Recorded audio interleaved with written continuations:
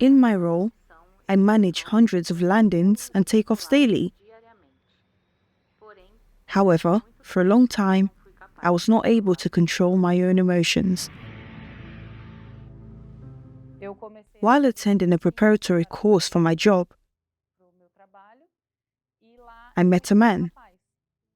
And during this time, there were moments when he criticized the universal church and so on. And it happened that we both passed the course and started our jobs together. It was an internship, so we were only allowed to leave the premises on weekends. My communion with God was confined to church, so I could only attend the meetings on Sundays. The work from Monday to Friday was very grueling, filled with training and physical exercises, and I also had to study. As a result, there were times when I couldn't even go to church on Sunday. During that time, I distanced myself from the church and God, which turned out to be the most difficult period of my life. In that relationship, some betrayals caused deep traumas within me. And I found myself comparing myself to the people with whom I was betrayed. So, I tried to fill that void inside with parties, with alcohol, and friendships.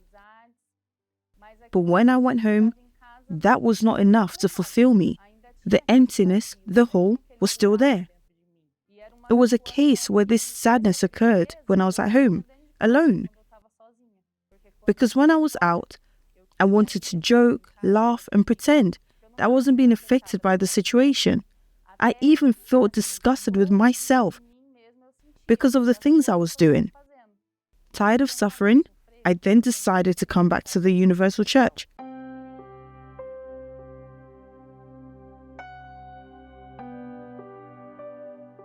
I said, "My God, I know that my life is already destroyed, and I know that it was me who abandoned you, who turned my back to you.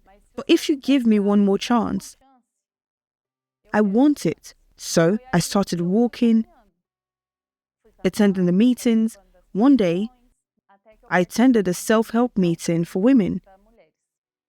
During this meeting, they discussed the day of judgment, and that God would turn to many people and say, "I never knew you.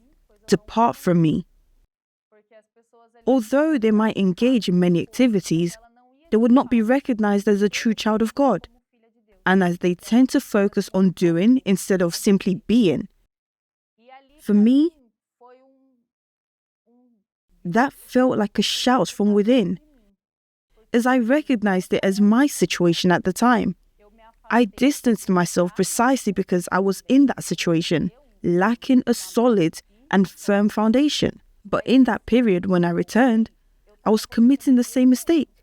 The same mistake of being there, listening, seeking God only inside the church, wanting to do things, to practice, to be active, but I did not truly belong to God. So I went before the altar and I made a sincere prayer to God. It was not a beautiful prayer. I said to God, "My God, I am here before you, and I said that I wanted to surrender my life, that you were the first in my life, and that I loved you above all. But that is not true. I do not love you above all. You are not the first in my life. I still have feelings for that person who hurt me so much.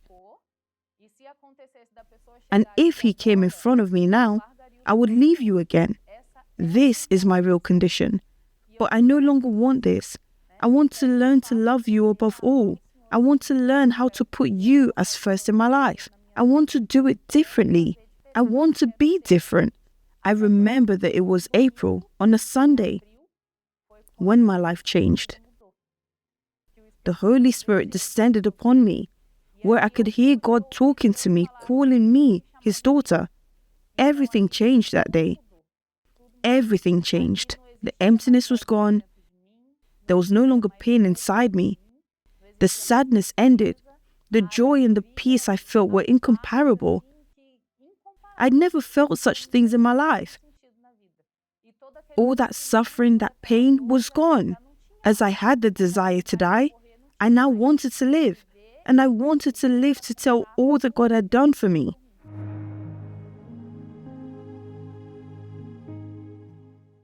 From that moment, I was assured that I could even lose everything. But I could not lose the Holy Spirit. He sustains me, even in the challenging moments. As we have those, and difficulty happens, I can breathe calmly and have peace regardless of how complex the situation might be. I know that God will do the best for my life. When I gave up that relationship, the feeling was one of loss. But when I received the Holy Spirit, I could see that it was not, because I gained something much bigger, much better. I received true love. I have self-worth today. I am valued. I recognize that. And I do not need to compare myself to anyone, because I know that in the eyes of God, I am unique.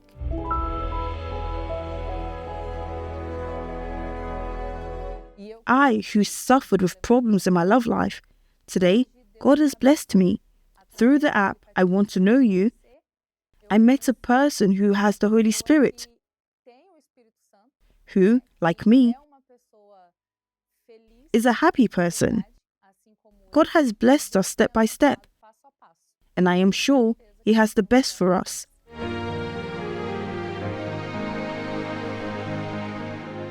As it is written in 2 Timothy, no one engaged in warfare entangles himself with the affairs of this life. Today, I have a clear understanding of this verse, because as a military person, when I am on duty, I have to be 100%. I cannot be involved or distracted with anything else. And today, as a soldier of Christ, I have my life 100% there to please God. It does not matter what my will is. It does not matter what is before my eyes. I will be there 100% to please and to do the will of God.